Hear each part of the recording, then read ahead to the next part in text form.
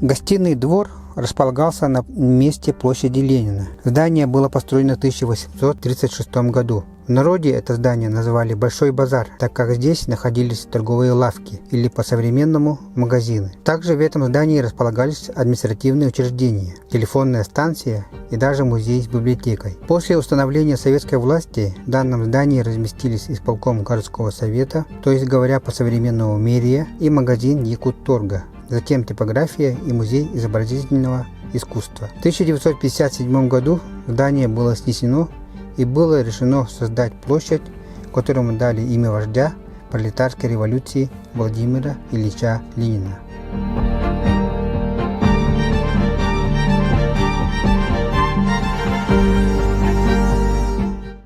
Ленин – один из руководителей Октябрьской революции 1917 года, в результате которой в стране пришли к власти большевики.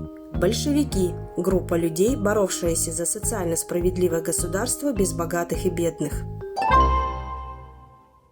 Под знаком кладбища, следующее после гостиного двора, подразумевается двор Иоанна Предтеченского храма. Сам храм не указан, хотя был построен в 1820 году. На территории храма хоронили священнослужителей. Сейчас на данном месте расположено здание гостиницы «Полярная звезда».